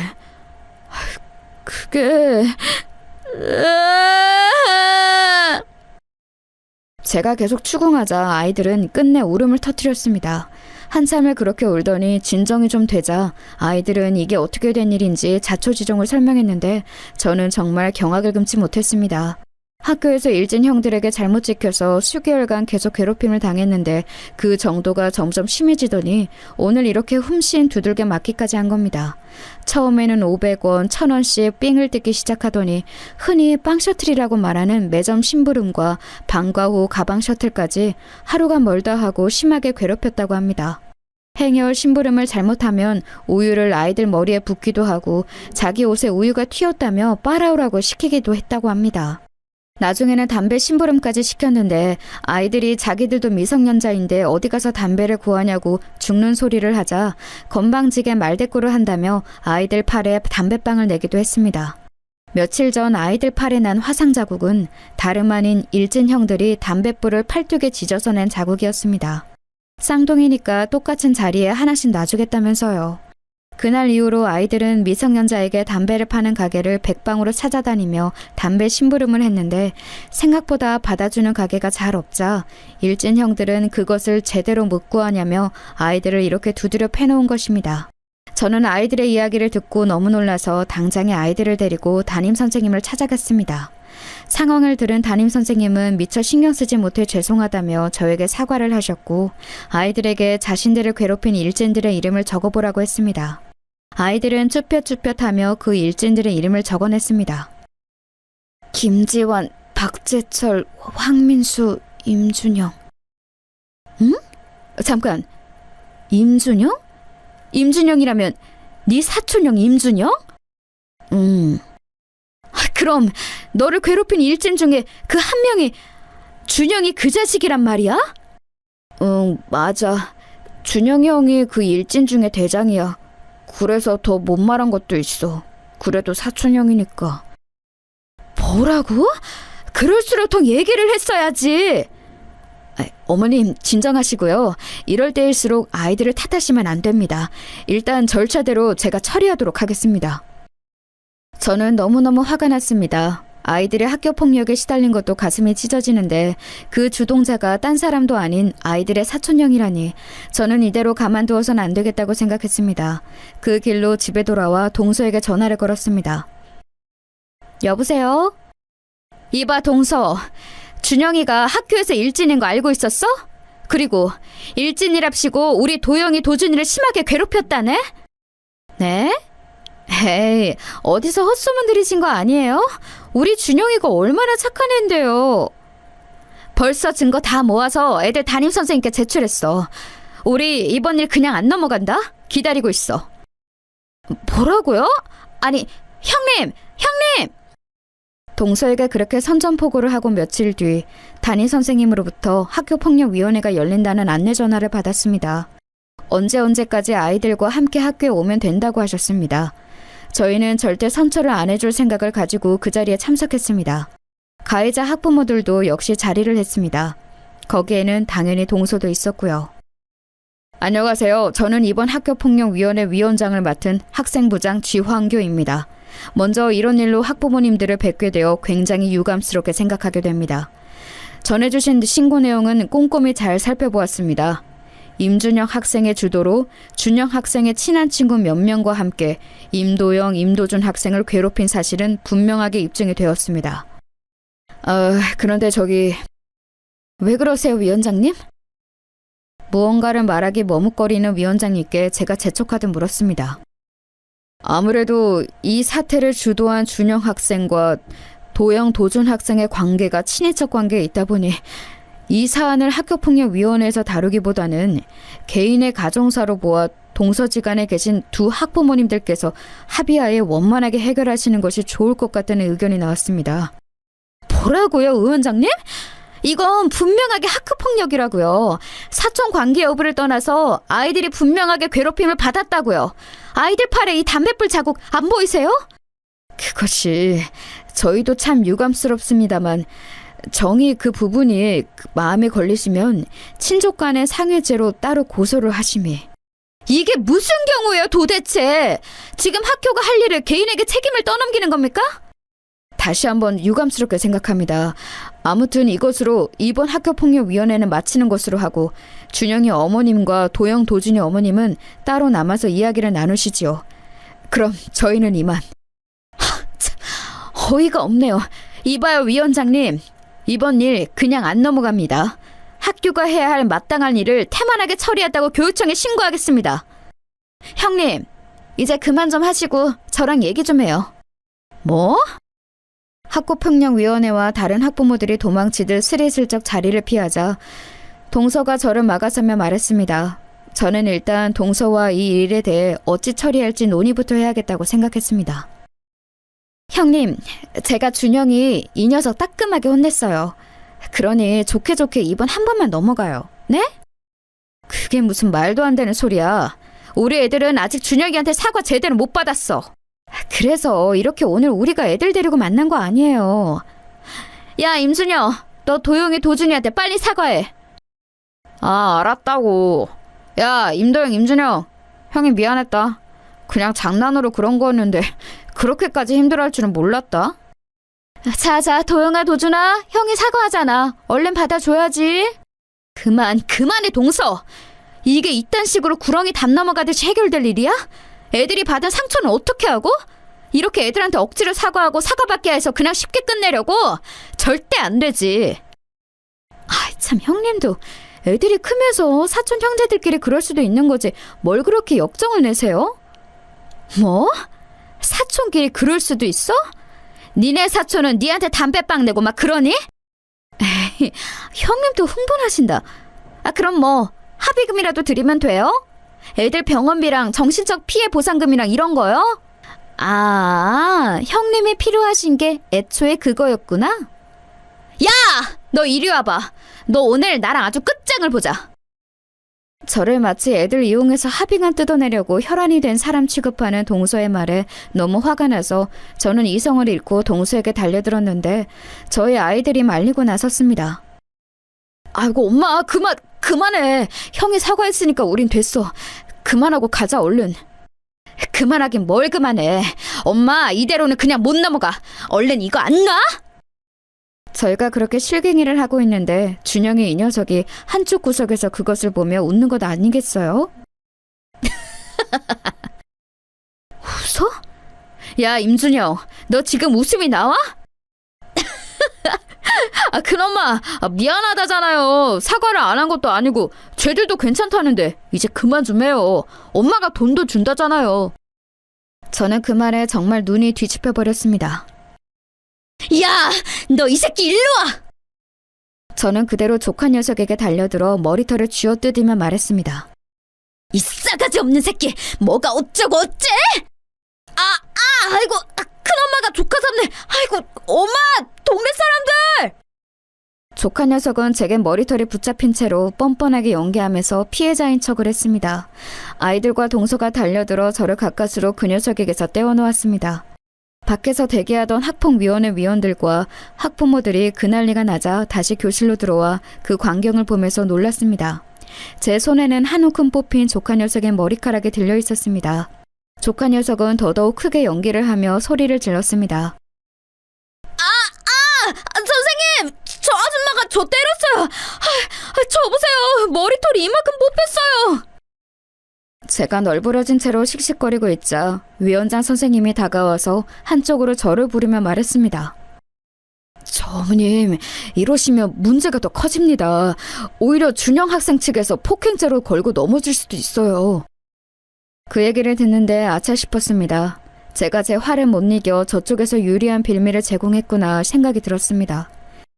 자자자, 아이들도 서로 사과를 했다고 하니 오늘 위원회는 이렇게 마무리 짓는 걸로 하시죠. 위원장 선생님이 얼른 사태를 수습했고 그날 위원회는 그렇게 찝찝한 채로 끝이 났습니다. 당연히 동서와 제 사이는 그 이후로 더욱 원수가 됐고요. 저는 너무 화가 났습니다. 아이들이 그런 큰일을 당했는데 아이들을 위해서 아무 일도 해줄 수 없을 뿐더러 제 실수로 조카 녀석을 처벌할 기회도 날려버렸으니까요. 그렇게 아이들은 학교폭력에 대한 상처를 제대로 수습하지도 못한 채 사건은 일단락되었습니다. 저는 혹시나 조카가 아이들에게 다시금 해코지를 할까봐 불안한 마음에 아이들을 다른 학교로 전학을 시켰습니다. 그렇게 몇 달이 지나고 추석이 다가왔습니다. 저희 간에 있었던 일을 전해들은 시어머니는 저와 동서가 화해를 했으면 하신다면서 저희를 명절을 빈매로 한자리로 모이게 했습니다. 게다가 이번 추석 당일은 제 생일과 겹쳤기에 웬일로 시어머니가 제 생일도 함께 챙길 겸 꼭 오라고 하셨습니다. 저는 그 자리에 가기가 죽기보다 싫었지만 제가 아이들을 위해서 사태 수습을 제대로 못한 책임도 있고 남편과 서방님의 관계도 생각해서 이번 한 번만 숙이고 가기로 했습니다. 그렇게 다가온 명절이자 제 생일날 지난번 학폭위원회 이후로 찝찝함을 서로가 아는 채로 함께한 그 자리에서 저희는 서로 어색한 인사를 나누었습니다. 오셨어요, 형님? 그날 이후로는 처음이네요. 저는 형님이 당연히 이 자리에 안 올 줄 알았어요. 나도 어머님 얼굴 봐서 나온 거니까 괜히 긁지 마. 나 아직 동서에 대한 화 안 풀렸어. 아이고, 그건 저도 마찬가지네요. 그날 준영이 머리털 다 뽑혀가지고 며칠간 얼마나 고생했는지 아세요? 그래, 준영아. 큰엄마가 그날은 미안했다. 학교는 잘 다니니? 도영이, 도준이는 전학 가서 잘 살고 있다. 그럼요. 학교 애들 신나죠. 그래? 신나? 신나겠지. 그땐 아무런 처벌도 안 받고 그냥 넘어갔으니까 신나야 말이 되지. 아니, 형님. 왜 애를 보자마자 시비 거세요? 아이고, 그만! 내가 이러자고 너희 부른 줄 아니? 저와 동서의 묘한 신경전을 시어머니가 제지하고 나서셨습니다. 이제 그만하고 큰애미는 얼른 저녁 준비하거라. 밥 먹으면서 대화를 좀 해보자꾸나. 네, 어머님. 저는 다시 한번 남편과 서방님 그리고 아이들의 면을 생각해서 꼭 참기로 하고 저녁을 준비했습니다. 그날은 추석 당일이기도 하면서 제 생일이기도 해서 저는 큰맘 먹고 준비해온 한우 세트를 꺼내서 굽기 시작했습니다. 아니, 애미야, 이게 웬 소고기냐? 네, 어머님. 오늘이 제 생일이잖아요. 제가 큰맘 먹고 쏘는 거니까 마음껏 드세요. 제가 어머님과 얘기하고 있는데 동서가 껴들면서 얘기했습니다. 어머, 형님이 웬일로 소고기를 다 준비하셨대요? 동서 좋으라고 준비한 거 아니니까 그냥 잠자코 먹어. 하긴 미안하기도 하시겠죠? 자라나는 애 머리를 다 쥐어뜯어 놓았으니 그럼 이건 뭐 일종의 합의금인 셈인가요? 저는 옆에서 비아냥거리는 동서의 말에 이성의 끈이 끊길랑 말랑하게 직전까지 갔습니다. 뭐? 동서 지금 뭐라 그랬어? 아니, 그렇잖아요. 그때 제대로 된 병원비도 제대로 못 받았는데 저희가 그냥 이걸로 합의금 받은 셈 칠게요. 안 그래도 형편도 어려우실 텐데 이 정도로 퉁치죠. 야, 너 진짜 죽고 싶어? 합의금? 합의금은 받아도 내가 받아야지.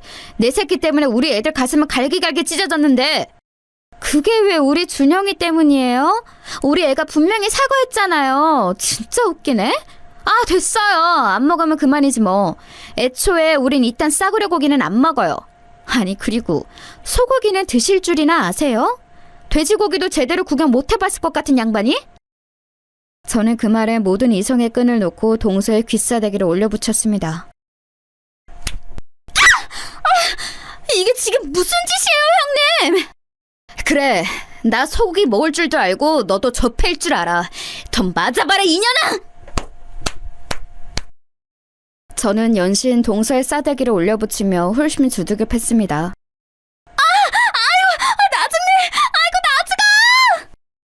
여보, 왜 이래? 엄마, 그만해!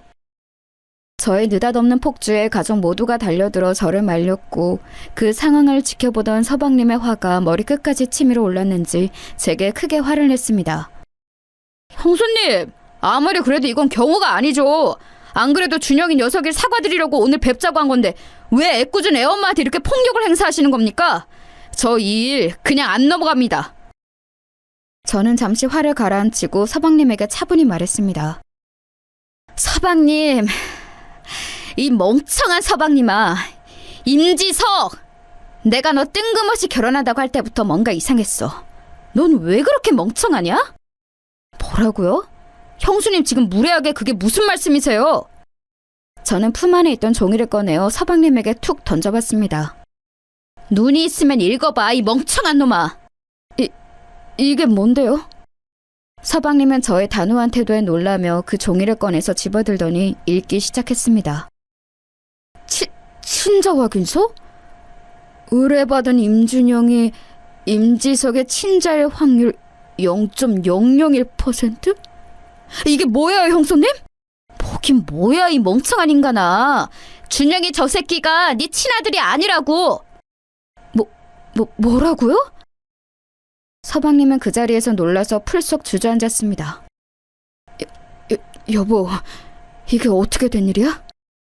동선의 그 상황을 보고선 아연실색한 얼굴로 한마디도 이어나가지 못했습니다. 여러분도 지금 이게 어떻게 된 상황인지 궁금하시죠? 네, 맞습니다. 저희 아이들을 괴롭혔던 조카 준영이 녀석은 말 그대로 서방님의 친자가 아니고요. 서방님은 동서에게 속아 사기 결혼을 한 것입니다. 어떻게 제가 그 사실을 밝혀냈냐고요? 제가 왜 동서로부터 받을 보상도 포기하면서 준영이 녀석에게 달려들어 머리털을 한 움큼 뽑았을까요?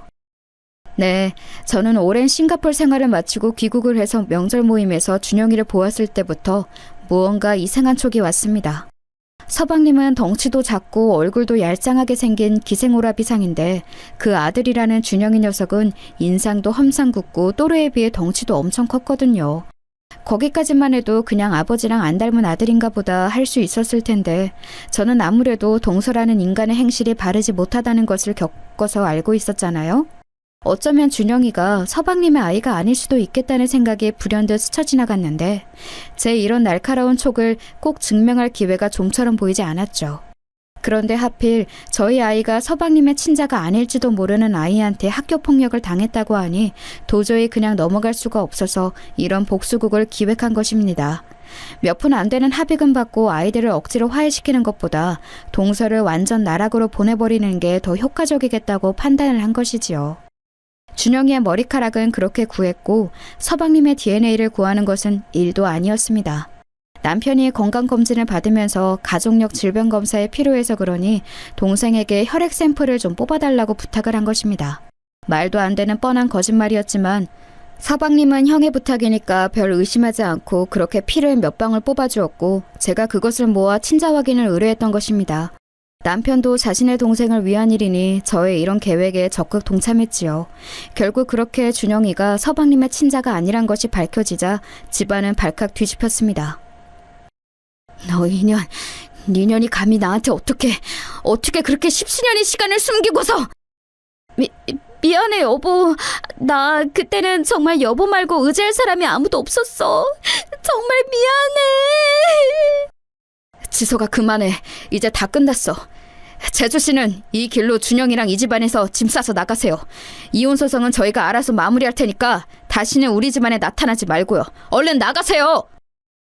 남편은 동서와 준영이를 등 떠밀어 내쫓았고 서방님은 그렇게 망연자실 주저앉아 한참을 울었습니다. 아이들에게 이런 막장 드라마를 실시간으로 보여주어 마음이 편치는 않았지만 그래도 못된 사람들이 통쾌하게 벌을 받는 모습을 꼭 보여주고 싶었습니다. 차후 동서 앞으로 진행될 사기 결혼과 피해 보상에 대한 소송 결과가 또 한 번 아이들에게 정의를 보여주겠죠. 그렇게 첫 만남부터 꼴보기 싫었던 인간말종 동서에 대한 복수극은 잘 마무리가 되었습니다. 나중에 재판에서 밝혀진 내용인데 동서는 준영의 친부가 누구인지도 기억도 안 난다고 합니다. 누구 애인지도 모르는 채로 작정하고 서방님 아이인 것처럼 속여서 결혼한 것이 입증되어 사기죄로 무거운 형사처벌을 받고 피해보상금 또한 막대하게 물어주게 되었다고 합니다. 정말 인간의 탈을 쓰고 어떻게 그런 일을 벌일 수 있는지 모르겠습니다. 어쨌거나 눈엣 가시 같던 동서가 큰 벌을 받고 저희 집안에서 내쳐졌으니 알토니가 쑥 빠진 기분입니다.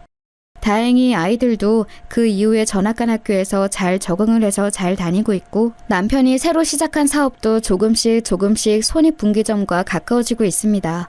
남편 말로는 이대로만 가면 어쩌면 예전에 먹고 살기 넉넉했던 때로 다시 돌아갈 수도 있다고 합니다.